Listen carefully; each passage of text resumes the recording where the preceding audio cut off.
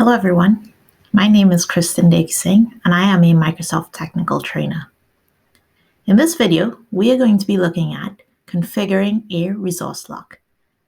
If you'd like to follow along with this exercise that you're currently seeing on the screen, you can do so by going to aka.ms/azfunpath, which will take you to the learning path for Azure Fundamentals. Going to there will take you to the learning path for Microsoft Learn for the Azure Fundamentals. As you scroll down, you can then go to what is Describe Features and Tools in Azure for Governance and Compliance. Clicking on there will then take you to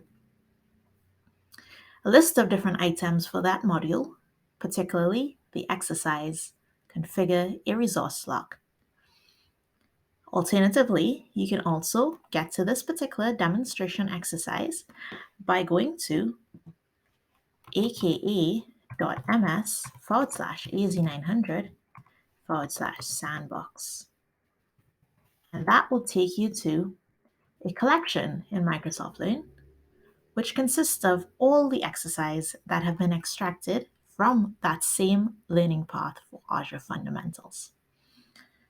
So with that being said, for our exercise, we're going to look at the particular one of configuring a resource lock. Now, for configuring a resource lock, we're actually going to be needing the use of your own Azure subscription. Now, if you already don't have an Azure account, not to worry. This exercise can be completed for free with the 12-month free services when you sign up for an Azure account. For more information on learning about how to sign up for an Azure account, you can go to Create a Free Azure Account in Microsoft Learn. We do have a learning path or module for that as well. Okay, so now we're going to actually look at this particular exercise. So for this exercise, we first need to go to our Azure account and log into it. So for me, I'm already logged into my Azure account. I'm just going to go to that right about now.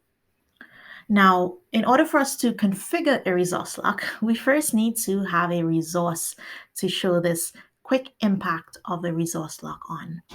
So for the purposes of this exercise, we will be using a storage account. Now, once you're in your Azure portal, you can go about, creating a resource in many different ways. For the purpose of this demonstration, I'm going to go to the home screen and the icon that says at the top left, create a resource. Once I've clicked that, I'm going to go ahead and first do a quick search around for a storage account, and I've found it. If I'm unable to find it, I can simply search in the search bar at the top. So once I've seen storage account, I'm going to click on the word create. And that will take me to the basics tab that I have here. The basics tab of a create a storage account. And within this blade, what I'm going to do is fill out some fields.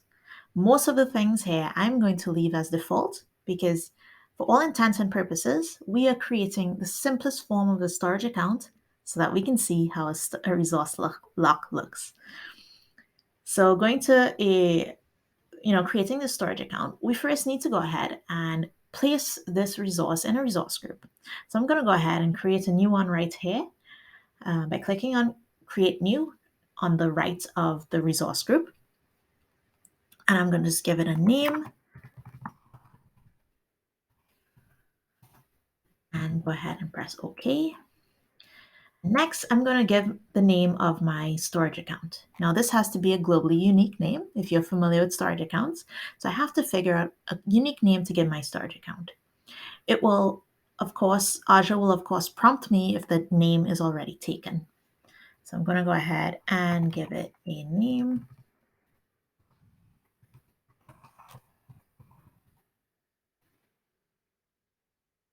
It looks like this is available. The region, I'm going to leave as default. Performance, I'm going to leave as default. And then redundancy, we typically have 4 options for redundancy when it comes to our storage account. For the purpose of the storage account, as I said before, we're using it for testing, testing of a resource lock. So I'm going to place it in the lowest cost option, which is a locally redundant storage redundancy option. Nice. Having done that, I am good to go. I'm going to click on Review at the bottom left, and then go ahead after validation to click on the Create button. And that is going to go ahead and create or start the deployment process of the storage account. So now we've seen that the deployment has been complete and the storage account has been created. So perfect. I'm going to go ahead and click on the Go to Resource button that is there. And here I am going to look at the left where there are many options under different titles. And I'm going to go ahead and look for settings. Once I've found settings, as I scroll down on these options, I'm then going to look for the word locks. Clicking on locks, this is where I can see if there are any locks that are currently in my particular resource. And as I just created a storage account, there aren't any resource locks currently in it. But what I'm going to do here is this is where I can also add or apply a resource lock. So I'm going to click on the Add button. This is where I'm going to add, in this demonstration, the read-only lock. So I've chosen that from the 2 options of read-only or delete. I'm going to give it a name. I have the option to add more notes, but I'm okay with that. I'm going to go ahead and click OK. Just like that, the resource lock has been created. Now let's go ahead and, test this lock out. I've just applied a read-only resource lock. Let's go ahead and add a container to the storage account. So I'm going to go ahead to scroll to the left at the very top, just looking for data storage. There we go. I've found it, the title data storage, and I'm going to look for containers. I'm clicking on containers, which is right under data storage. And this is where I'm going to go ahead and look for the plus sign and container to add a container, giving it a name. I'll give it photos. I'm going to scroll down and click on the create button. Now, I've just tried to create a container on this storage account that has a read-only lock. And what I just witnessed is that there's a fail to create storage account container. The reason for this is that it says it cannot perform write options because the following scopes are locked.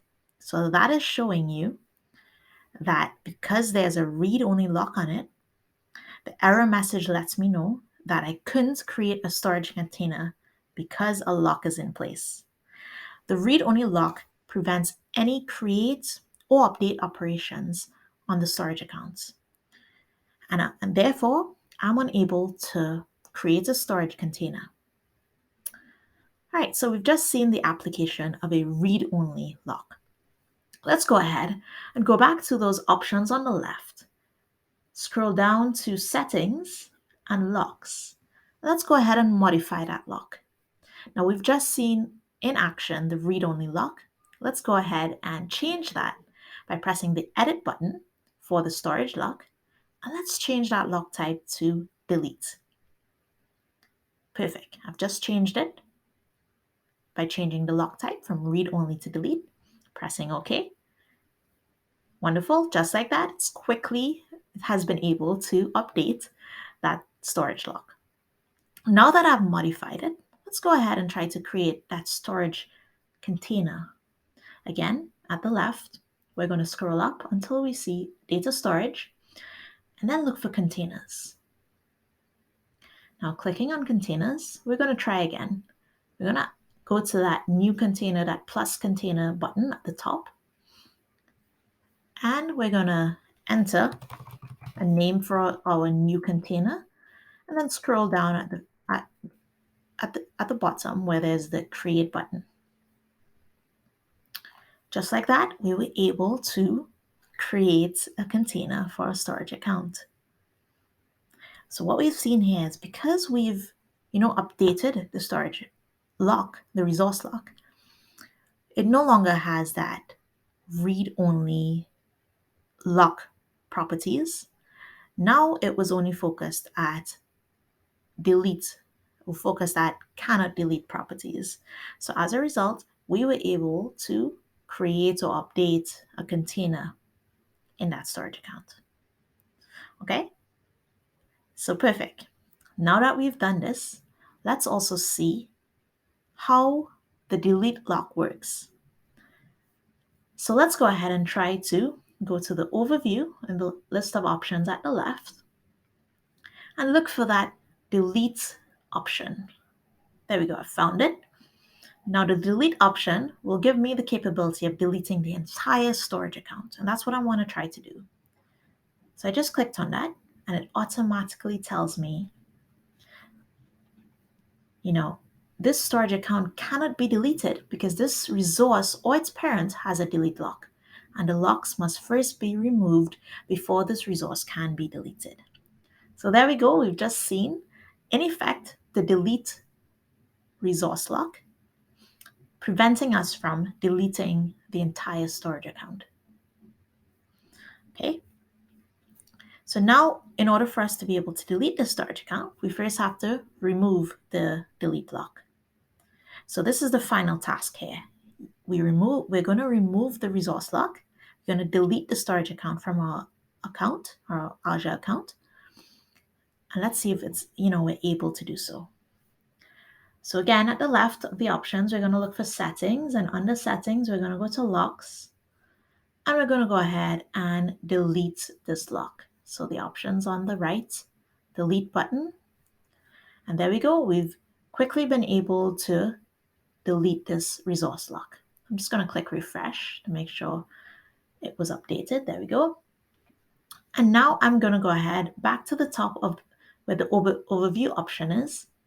I'm going to click on it and go ahead to try to delete this storage account. Now we recognize there wasn't any warning sign particular to a lock being in place. Now it's give me some warnings about this action cannot be undone, and I have to, write the name of my storage account to confirm the deletion.